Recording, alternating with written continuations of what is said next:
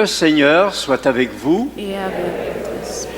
Évangile de Jésus-Christ selon saint Marc. Gloire, Seigneur. En ce temps-là, Jésus traversait la Galilée avec ses disciples. Et il ne voulait pas qu'on le sache, car il enseignait ses disciples en leur disant : Le Fils de l'homme est livré aux mains des hommes, et ils le tueront. Et 3 jours après sa mort, il ressuscitera. Mais les disciples ne comprenaient pas ces paroles, et ils avaient peur de l'interroger. Ils arrivèrent à Capharnaüm, et, une fois à la maison, Jésus leur demanda : De quoi discutiez-vous en chemin? Ils se taisaient, car en chemin, ils avaient discuté entre eux pour savoir qui était le plus grand. S'étant assis, Jésus appela les 12 et leur dit : Si quelqu'un veut être le premier, qu'il soit le dernier. Et le dernier de tous, qu'il soit le dernier de tous et le serviteur de tous. Prenant alors un enfant, il le plaça au milieu d'eux, l'embrassa et leur dit : Quiconque accueille cet enfant en mon nom, comme celui-ci, un petit enfant comme celui-ci, c'est moi qui l'accueille. Et celui qui m'accueille, ce n'est pas moi qui l'accueille, mais celui qui m'a envoyé. Acclamons la parole de Dieu. Louange à toi, Seigneur Jésus. Vous pouvez vous asseoir pour un petit commentaire sur les 2 premières lectures. Je n'insisterai pas sur l'Évangile, mais surtout sur les 2 premières lectures où on voit mise en valeur le Saint-Esprit à l'action et les fruits du Saint-Esprit. Je fais juste prendre un petit extrait de la 2e lecture de Saint Jacques. Il dit, au contraire, la sagesse qui vient d'en haut est d'abord pure et pacifique. Voyez-vous, pure, pacifique, là, c'est tout de suite des fruits de l'esprit.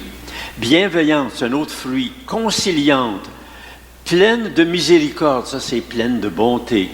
Féconde en bons fruits, sans parti pris et sans hypocrisie.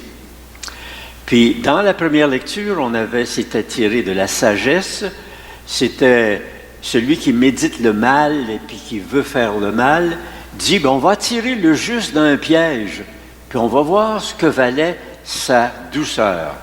Nous éprouverons sa patience. La douceur, patience, c'est des fruits.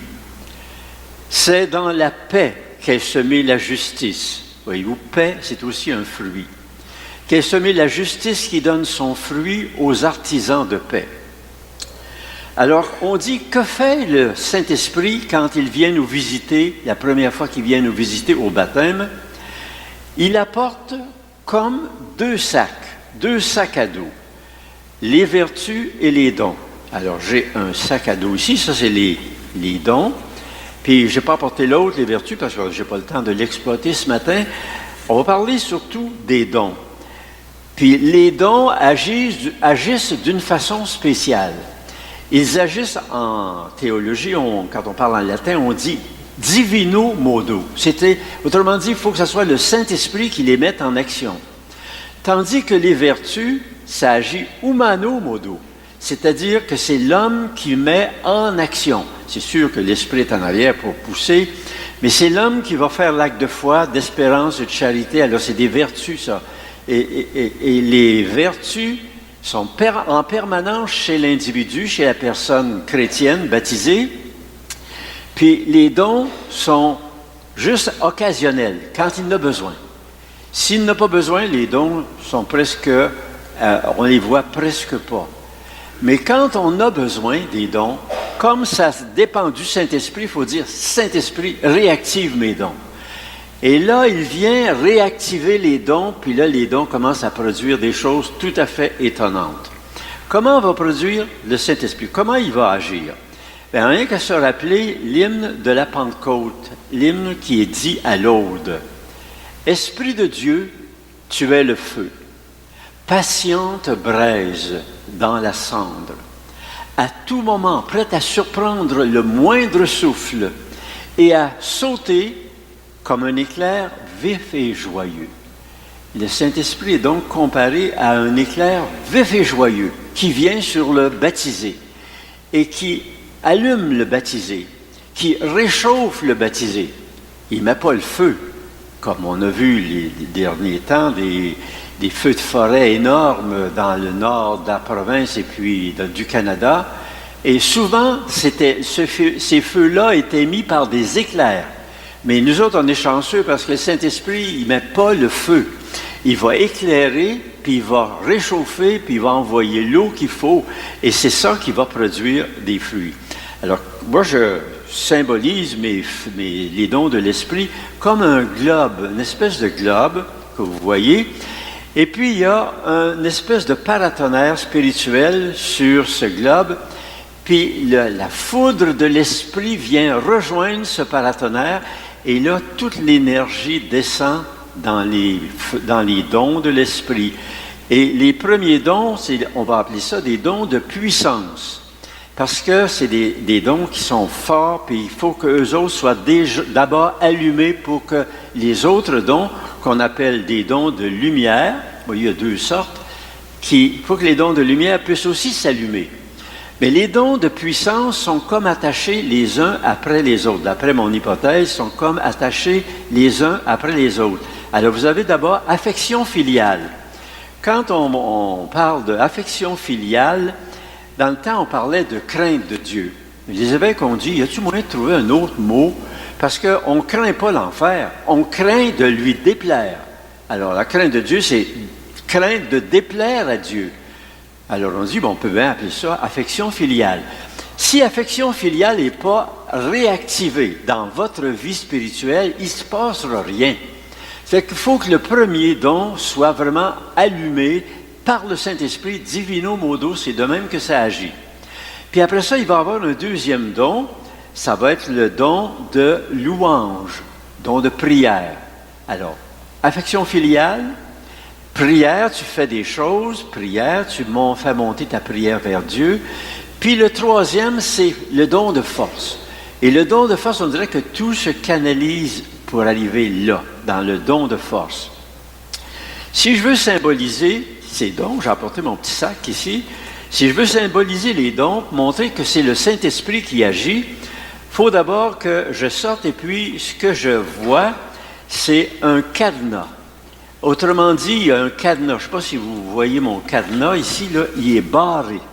Ça veut dire ça qu'il n'y a rien qui va s'ouvrir si le Saint-Esprit ne vient pas débarrer mon cadenas. Alors lui, le Saint-Esprit, il sait qu'il faut qu'il aille tout d'abord à 9. Après ça, il doit aller jusqu'à 10. Puis, il revient à 7. Puis c'est supposé s'ouvrir et c'est ouvert. Le Saint-Esprit a réussi à ouvrir le cadenas des dons. Donc, il a réactivé nos dons. Divino modo.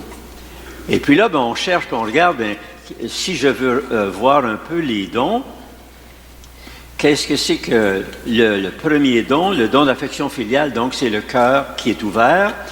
Après ça, la prière. J'ai un grand chapelet ici qui symbolise ma prière. Savoir se tourner vers Dieu. Tout à l'heure, avant la célébration, on entendait ici ceux qui étaient là, qui disaient le chapelet à Marie. Et ça, c'est très bon. C'est la prière que tu fais. Et il faut que le Saint-Esprit vienne réactiver ce don-là, sans quoi la prière va vous sembler insupportable puis plate à mourir. Si le Saint-Esprit ne vient pas réactiver votre don de prière, vous ne viendriez pas ici au sanctuaire pour assister à une messe. Puis le troisième, c'est un don de force, c'est un gant. Ce n'est pas un gant de boxe, mais c'est un gant qui va vous protéger. Si vous mettez la main sur un tuyau bouillant, vous ne vous brûlerez pas parce que ce gant-là va tout absorber.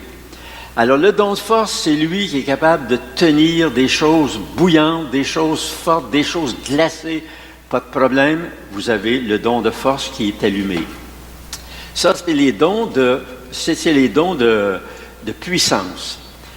Après ça, vous allez avoir les dons de lumière. Vous avez le don d'abord de connaissance, savoir des choses, savoir d'où on vient, où l'on va, qu'est-ce qui est péché, qu'est-ce qui ne l'est pas.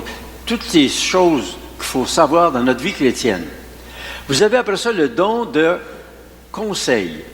Être capable de dire le bon mot à la bonne personne, puis au bon moment. Puis oublier tout le reste. C'est rare qu'on prie de même, hein? On dit au Saint-Esprit de nous faire oublier des choses. Oui, mais c'est des choses que si on les disait, on ferait du tort. Ça veut dire qu'il ne faut pas avoir peur de dire au Saint-Esprit, fais-moi oublier ce qui pourrait être dangereux dans mes paroles. Bon mot, bonne personne, bon moment. Ça, c'est le don de conseil. Puis après ça, vous allez avoir le don d'intelligence pour être capable de comprendre le plan de Dieu pour moi. Qu'est-ce que ce plan-là?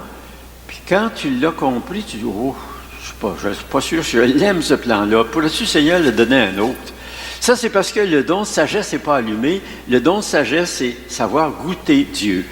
Alors, si je symbolise mes dons, si je veux savoir le don de connaissance, bien, c'est un dictionnaire. Vous voulez savoir le sens d'un mot, bien, venez voir dans le dictionnaire. Vous voulez savoir des choses, vous venez voir. Le dictionnaire, c'est un dictionnaire de connaissance. Ça, c'est des dons de lumière. Puis après ça, l'autre qui suit, c'est le don de conseil.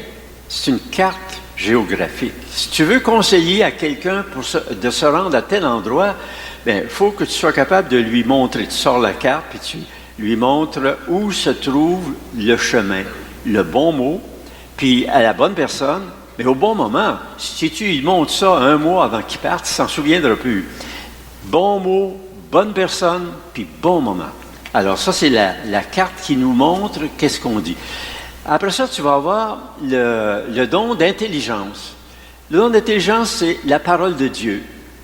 Oui, mais quand tu regardes ce petit texte-là, c'est écrit tellement petit que c'est pas lisible. Tu n'es pas capable de lire ça. Alors, il te manque le don de sagesse. Le don de sagesse, c'est une petite lumière. Tu allumes la lumière, puis là, tu es capable d'approcher ta lumière tout près du texte. Même si c'est petit, tu es capable de lire le texte. Voyez-vous comment le don de sagesse nous fait goûter la parole de Dieu qui était là, mais on n'était pas capable de la lire. Alors, le don de sagesse. Et tout à l'heure, dans notre texte, on parlait de la sagesse. Puis on disait que la sagesse était celle qui amenait des choses, puis faisait des fruits, produisait des fruits. Donc, la sagesse va venir donner les fruits. Tous les autres dons aussi, lorsqu'ils sont réactivés, produisent des fruits. Les dons réactivés font naître et grandir les fruits.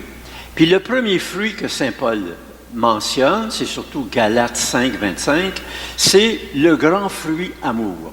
Le Saint-Esprit arrive puis il met l'amour. Quand il réactive le don de sagesse et les autres dons aussi, le don de force aussi, le don de conseil, il envoie tout ce qu'il faut pour semer les fruits dans l'être chrétien. Puis à envoyer, après ça, la chaleur, envoyer la lumière, envoyer tout, envoyer l'eau pour que les fruits, ça commence par être une semence. Après ça, la semence, elle se développe, elle devient une fleur. Puis après ça, la fleur, elle devient un fruit.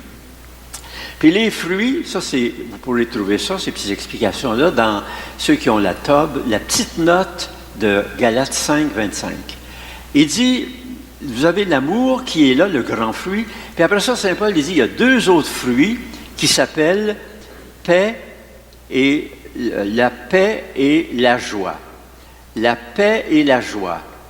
Alors, le terrain où paix et joie, alors vous allez avoir paix et joie. Quand Jésus est venu visiter ses apôtres, qu'est-ce qu'il a dit? Il n'a pas dit « la joie soit avec vous ». Il a commencé par dire « la paix soit avec vous ». Puis là, les gars n'ont rien compris. Alors, il lève le ton et il dit « la paix soit avec vous ». Puis il s'est dit « et toute leur peine s'est changée en joie ». Ça veut dire que quand la paix de Jésus arrive quelque part, toute notre peine va se changer en joie. Puis la paix, ça ne marche pas si tu es tout seul. Pour faire que la paix, il faut que tu aies plusieurs personnes. Là, les plusieurs personnes se mettent ensemble et puis ils sont capables de montrer que l'unité, ça va se faire, il va y avoir de l'unité qui va se faire. L'unité vient de la paix. La paix arrive, puis la paix, si elle se fait, c'est parce que l'unité des personnes, ils vont tous avoir le même but, ils vont marcher dans le même sens. Il n'y a pas des personnes qui vont venir s'opposer. Puis après ça, ça va produire la joie. Et après ça, vous avez 3 autres fruits que Paul mentionne. Bonté, être quelqu'un qui est capable de manifester de la bonté, non seulement envers les personnes, oui, surtout parce que tu vois Dieu là, mais aussi avec les petits animaux, savoir être bon avec les petits animaux. On dit que Saint François d'Assise, un jour, il marchait, et puis tout à coup, il voit un ver de terre sur le chemin. Il s'est penché, il l'a ramassé, puis il est allé le mettre dans le champ pour que personne ne l'écrase. La bonté va jusque-là. Puis après ça, la bienveillance, vouloir du bien à quelqu'un. Et puis, finalement, la patience, savoir attendre le bon moment. Ça, c'est ce que produit l'amour. Saint Paul nous montre ça. C'est ce que produit l'amour. Joie et paix et joie, c'était les 2 signes que l'amour est là. Puis, bonté, bienveillance et patience, c'est ce que produit l'amour. Puis après ça, les trois autres fruits, fidélité, foi, douceur, puis maîtrise de soi. Ça, c'est le terrain dans lequel est planté l'amour. Alors, on a les 2 signes, paix et joie. On a ce que produit l'amour, bonté, bienveillance et patience. Puis on a le terrain dans lequel c'est planté, c'est semé. Alors, c'est fidélité, douceur et maîtrise de soi. Si je reviens à l'amour, à la paix, puis l'unité. Je ne sais pas si vous vous souvenez quand il y a eu les Jeux olympiques à Sydney en 2000. Ils avaient mis une espèce de grand drap qui était au bout du stade, puis ils présentaient des scènes des compétitions des années précédentes. Tout à coup, ils ont arrêté d'envoyer les images, puis là, ils ont commencé à descendre la toile. Puis tous les athlètes étaient dans le bas du stade, pas dans les gradins, mais ils étaient tous comme sur la glace, si vous voulez. Puis là, ils ont descendu la toile tranquillement. La toile est descendue. Je ne sais pas si vous la voyez, ma toile, là. Puis il y avait des types qui étaient responsables qui tiraient sur les côtés pour la diriger. Mais tous ceux qui étaient à l'intérieur, où la toile passait par-dessus eux, ils levaient les mains pour aider à ce que la toile arrive jusqu'au bout. Il n'y en a pas un qui prenait la toile et qui a dit « Non, on ne la laisse pas passer, on la tient, on l'empêche d'avancer. » Pas du tout. Tout le monde travaillait dans le même sens. Voyez-vous comment il y avait de l'unité? Puis tout à coup, quand la toile était rendue presque complète, la toile couvrait presque tout le monde, la chose qu'on voit apparaître, c'est la colombe de paix avec le rameau d'olivier dans le bec. La colombe de paix parce que l'unité était venue. Quand l'unité vient, il se passe des choses comme ça. On va demander au Seigneur en ce moment que les dons divino modo soient vraiment réactivés par le Saint-Esprit chez chacun de nous. Puis ça, on demande ça chaque jour. Comme on ne peut rien faire avec les dons, simplement de les voir passer, on dit, Saint-Esprit, réactive ça au plus vite, chez moi, aujourd'hui, parce que je vais avoir besoin de ces dons-là. Puis après ça, quand les dons vont être réactivés, je sais que les fruits vont commencer à apparaître, ça va commencer à être des belles fleurs, puis finalement, ça sera aussi des bons fruits. Alors on dit, Seigneur, on a besoin de ces fruits-là. Tous les chrétiens, chrétiennes ont besoin de ces fruits-là. Et les fruits, non seulement vous les voyez, mais les voisins les voient aussi. Ils ne voient peut-être pas vos dons qui sont réactivés, mais ils vont voir les fruits. Alors on dit, Seigneur, montre les fruits de tous les chrétiens, chrétiennes dans le monde, que ça paraisse qu'ils t'ont rencontré, que ça paraisse que l'Esprit Saint est venu réactiver les dons. On va prendre un petit moment de silence pour laisser le Seigneur nous aider à accueillir toutes ces paroles.